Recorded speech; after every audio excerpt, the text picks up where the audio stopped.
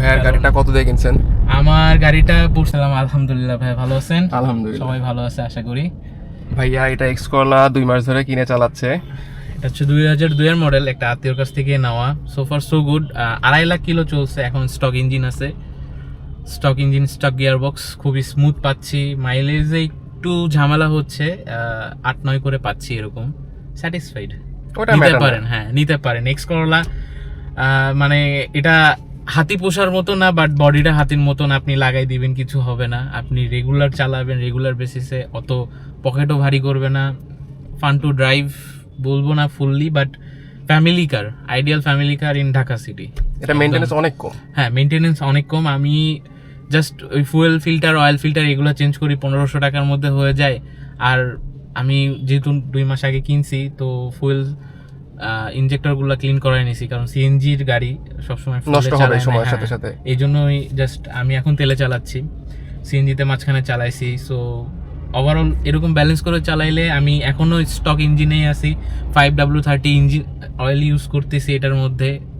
So আর কিছু বলার নাই। আমার র্যাটেলও করে না, গিয়ার বক্সে কোনো ইস্যুও পাই নাই। স্টার্ট দেন না, ফিটের সাউন্ডটা শুনি। তেলে গাড়ি চালান মাঝে মাঝে? হ্যাঁ, এই যে লাস্ট কয়েকদিন তো তেলেই চালাচ্ছি, ফুললি তেলে চালাচ্ছি। অ্যান্ড এখন কি তেল স্টার্ট হলো? হ্যাঁ, তেলে স্টার্ট হচ্ছে। আমি গ্যাস নিয়ে রাখি না, গ্যাসের তো ইস্যু হচ্ছে।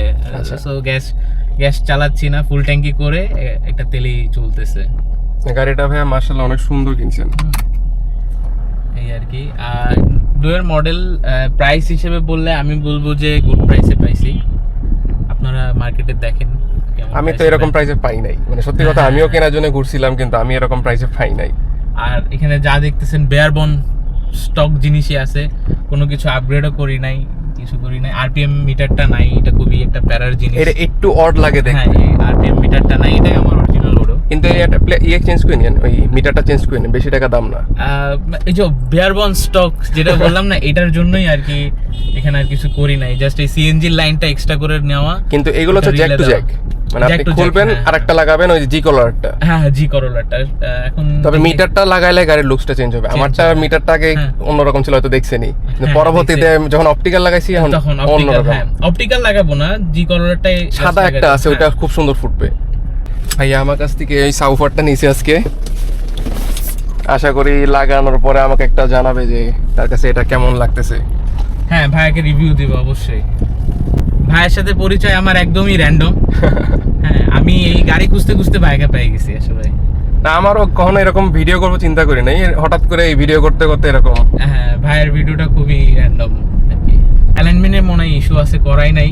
130 ওগুলো সিম্পল জিনিস। মেইন জিনিস হচ্ছে গাড়ির ইঞ্জিন, গিয়ার বক্স, চেসিস। হ্যাঁ, এইগুলো যদি ভালো থাকে আর কোনো কিছু দরকার হয় না মনে হয়। আমি হচ্ছে ওই যে রিসেন্টলি মাওতা গেছিলাম, ওখানে তো 130 পর্যন্ত উঠছে। বাট ওখানে আমি যেটা ফেস করছি যে গিয়ার বক্সে ধাক্কা নাই, বাট গিয়ার শিফটিংটা বোঝা যায় 3rd থেকে 4th গিয়ারে। এটা এখন না, এটা সব গাড়ি বোঝায়, মানে আমার এখনকার সিভিটি গাড়িগুলো বোঝায় না, কিন্তু আগের গাড়িগুলো যেমন 20 থেকে 40 একটা যাবে, তখন একটা শিফট করবে, 60 এর পরে যাবে একটা শিফট করবে। আমার এটা খালি 40 থেকে 50 যখন 60 যায় তখন শিফট হয়। আর ব্রেক হার্ড ব্রেক আছে, মানে ব্রেকটা নিয়ে স্যাটিসফাইড।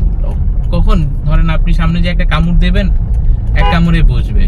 আচ্ছা, এটা ব্রেক প্যাডটা যদি ভালো লাগান তাহলে এরকম হবে। ব্রেক প্যাড যদি একদম নরমাল লাগান তাহলে আপনার ব্রেকটা ভালো ধরবে না। আমার ইয়াও চেঞ্জ করা, ডিস্কগুলো চেঞ্জ করা, প্রিমিয়ার ডিস্ক লাগানো, একটু সাইজে বড়। তাহলে আপনার ব্রেকিং সিস্টেমটা আরো বেটার। ধরলে একদম কামড়ায় ধরে। হ্যাঁ, গাড়ির ব্রেকটাও একটা ইম্পর্টেন্ট জিনিস।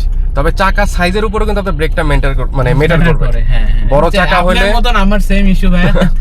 বড় চাকা হলে জায়গায় গ্রিপে একদম ব্রেক ধরবে। কিন্তু আমি যখন আগে আমারটা 17 চালাইলাম, ব্রেকটা খুব সুন্দর ছিল। চাকা বড় হলে তেল একটু বেশি খাবে, তেল গ্যাস বেশি খায়, কিন্তু কমফোর্টই আলাদা। হ্যাঁ, চাকার কমফোর্টই আলাদা। তো ভাইয়ার গাড়িটা মাশাআল্লাহ অনেক সুন্দর, ভালো লাগছে গাড়িটা। দোয়া করবেন সবাই ইনশাআল্লাহ যত গাড়িটা সুন্দর করে রাখতে পারি। হ্যাঁ, এটাই ঢাকা শহরে গাড়ি মেইনটেইন করা থেকে সুন্দর করে রাখাটা আসলে মেইন ব্যাপার। আপনি যত ভদ্রভাবে চালান না কেন, আসলে লাভ হয় না। ভাইয়ার গাড়িটা কত দিয়ে কিনছেন? আমার গাড়িটা পড়ছে 8 লাখ টাকা। আচ্ছা, 8 লাখ টাকা নেওয়ার পরে আমার কোনো আসলে মাস্টার সার্ভিস বলেন বা কিছু বলেন, কিছুই লাগে নাই। আমি এদিক দিয়ে লাকি, আমার 4টা চাকা নতুন ইয়োকোহামা টায়ার, রিমগুলোও নতুন। ভাইয়ার গাড়িটা 2 মডেল, 8 লাখ টাকা দিয়ে কিনছে। আল্লাহর রহমতে এখন পর্যন্ত কোনো গাড়ির কাজ করেনি। এরকম ফ্রেশ গাড়ি অনেকেই কিনতে চায় কিন্তু খুঁজে পাই না, মানে খুঁজে গাড়ি পাওয়াটাই- পছন্দ হয় না। হ্যাঁ, গাড়ি পাওয়াটা খুবই টাফ। আমি গাড়িটা পাইছি 4 মাস বসে আর কি। আচ্ছা, মানে 4 মাস বসা লাগছে এই কারণেই যে আমার আত্মীয়র গাড়ি ছিল, সে একবার বলে বিক্রি করবে না, এটা তাদের ফ্যামিলি কার। আপনি এটা কেনার আগে কি অন্য গাড়ি খুঁজছেন? এর আগে আমার একটা 110 ছিল, যেহেতু আমার ডিউটিতে যাওয়া লাগে 110 কিনছিলাম। ওইটাও অনেক সস্তায় কিনছিলাম, ভালো গাড়ি ছিল। ওইটা কিনছিলাম 4,60,000-এ। ওইটাতে আমার কোনো কাজ করা লাগে না, বাট ওটাতে সাসপেনশনের কাজ করা লাগতো। গাড়িটা লোয়ার করা ছিল অনেক। এটা যেমন পিছনে হাই কয়েল লাগানো, কোনো বাটি টাটি নাই, কিছু আমারটা বাদে। High spring I prefer, but এটা মনে হয় 9 কয়েলেরটা লাগানো। 8 কয়েল ইজ গুড, কারণ 9 কয়েল পিছনে দেখেন কিছু নাই, কেউ নাই, পিছনে উঁচু উঁচু হয়ে হয়ে আছে, ডাইনামিক্স ঠিক থাকে না।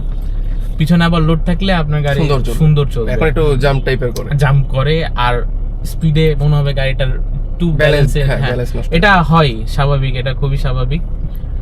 আমি আগের কোনো গাড়িতেই বাটি লাগাই নাই, বাটিটা আমার পছন্দ না। হ্যাঁ, জিনিসটা কেমন আমার মনে হয় চেসিসে এক্সট্রা প্রেসার পড়ে বাটি ওটা তো লাগাইলে। চাপ দিয়ে উঠাই ফেলতেছে, হ্যাঁ। ঠিকমতো স্প্রিং কাজ করে না। স্প্রিং কাজ করে না, চেসিসে ইমপ্যাক্ট পড়েই। সো আমার ব্যাড এক্সপিরিয়েন্স আছে। আর আরেকটা ব্যাড এক্সপিরিয়েন্স হচ্ছে চাকায় জেল দেয়, চাকা ফুটা হয়ে গেলে কিছু হবে না। এই জিনিসটাও এটা কিন্তু আগে ছিল না, এই হ্যাঁ, 2-4 বছরেই কিন্তু এই জেল জিনিসটা আসছে। এটাও আমি প্রিফার করি না। 80-র উপরে গেলেই এরকম করে, চাকার আমি ব্যালেন্স যে থাকে না। হুন্ডা চালাইলে এখানে হ্যাঁ, ভাই জেল দিয়ে দেই হ্যাঁ, আমার এটা কাছে জেলটা খুবই- একদম পছন্দ। এটা খুবই- রিমও নষ্ট করে ফেলে একটা টাইমে। হ্যাঁ, রিমও নষ্ট করে, খুবই বাজে, এটা খুবই ব্যাড থিং।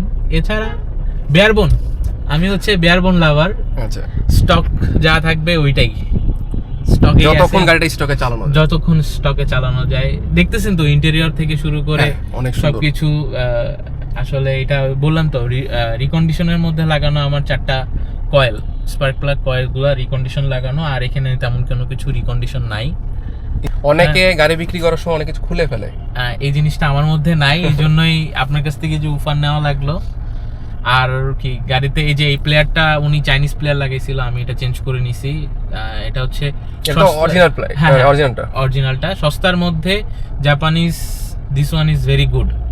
আপনার স্টকে এটা অনেক হ্যাঁ, balance তবে একটা আপনার sound চাইনিজের থেকে এগুলোতে সাউন্ড খুব সুন্দর আসে। হ্যাঁ, অনেক ব্যালেন্স সাউন্ড দিবে। ধরেন আপনি 4 ঘন্টা ড্রাইভ করতেছেন, আপনার কান ধরে যাবে না।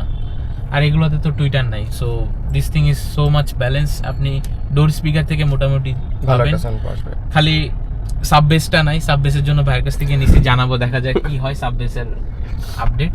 এই তো, ঠিক আছে ভাই, আপনার সাথে কথা বলে ভালো লাগলো। ইনশাআল্লাহ ইনশাআল্লাহ দেখা হবে আবার। ইনশাআল্লাহ। আল্লাহ হাফেজ। আল্লাহ হাফেজ।